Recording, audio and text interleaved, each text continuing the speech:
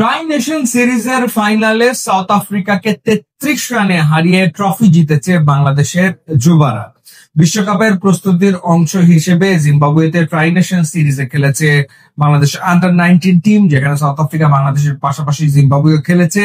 এবং সবচেয়ে ইম্পর্টেন্ট ব্যাপার হচ্ছে সাউথ আফ্রিকার বিপক্ষে এই সিরিজে বাংলাদেশ সব মিলিয়ে মুখোমুখি হয়েছে 4টা ম্যাচে। 4টা ম্যাচের ভেতরে 3টাতেই বাংলাদেশ দল সাউথ আফ্রিকাকে হারিয়েছে। ফাইনাল ম্যাচটাতে প্রথমে ব্যাট করে বাংলাদেশ করে 269, 5 উইকেট হারিয়ে। এর আগে সাউথ আফ্রিকার বিপক্ষে বাংলাদেশ আন্ডার-19 টিম যে দুটো ম্যাচ জিতেছিল, দুটোই ছিল লো স্কোরিং ম্যাচ।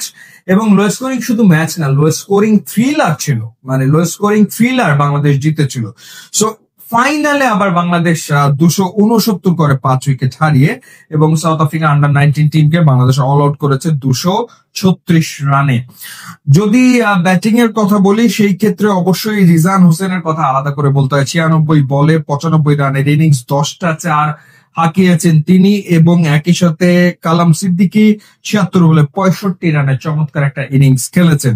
বাংলাদেশে কিন্তু 3টা উইকেট পড়ে গিয়েছিল 65 রানের ভেতরে। এবং জাওয়াদ আবরার তিনি 21 রান করেছেন, রিফাত বেগ 16 করেছেন, আজিজুল হাকিম ক্যাপ্টেন 7 রান করেছেন। সো টপ অর্ডার কিন্তু রান করতে ব্যর্থ হয় এবং 65 রানে 3 উইকেট পড়ে যাওয়ার পর এই দুই ব্যাটার মিলে, অর্থাৎ কালাম সিদ্দিকী এবং রিজান হোসেন মিলে, তারা অলমোস্ট প্রায় 120 রানের মতো একটা পার্টনারশিপ করেছেন। এবং পরের দিকে মোহাম্মদ আব্দুল্লাহ 29 বলে 38 রান করেন।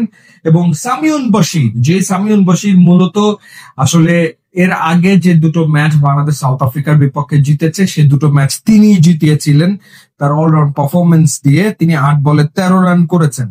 সো 269 5 উইকেটে তোলার পর যখন সাউথ আফ্রিকা ব্যাট করতে নামে, সেখানেও রিজান হোসেনের বোলিং এর আমরা ম্যাজিক দেখতে পাই। 8.4 ওভার বল করে 34 রানে 5 উইকেট তিনি নিয়েছেন।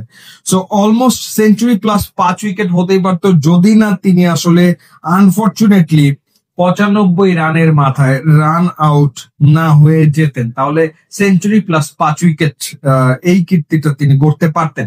তবে এই টিমটার যে জায়গাটা আমার কাছে খুব স্ট্রং মনে হচ্ছে, সেটা হচ্ছে নাম্বার অফ অলরাউন্ডার। এই দলে বেশ কয়েকজন প্রতিভাবান দুর্দান্ত অলরাউন্ডার রয়েছেন।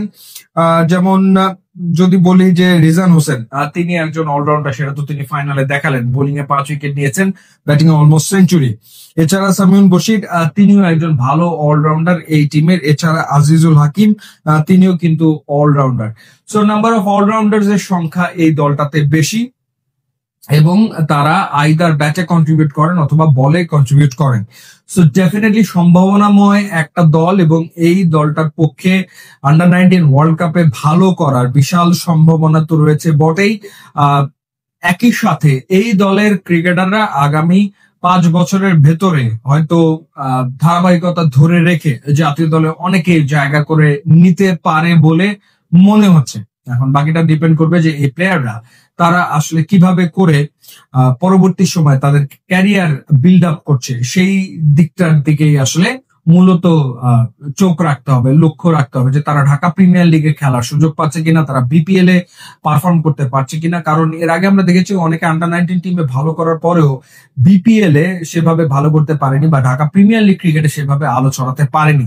সো এই টিমের প্লেয়াররা যেভাবে এখন পারফর্ম করছে, সেভাবে যদি তারা ডোমেস্টিক সার্কিটে 3, 4, 5 বছর ধরে সেভাবে পারফর্ম করতে পারে, তখন তারা হয়তোবা ন্যাশনাল কল পাবে এবং তখন আসলে ন্যাশনাল টিমকে সার্ভ করতে পারবে, যেটাই আসলে মূল লক্ষ্য এই আন্ডার-19 টিমকে ডেভেলপ করার। ইউটিউব, ইনস্টাগ্রাম লিঙ্ক আছে, আপনারা যোগ দিলে খুবই খুশি হবো। And thanks for watching.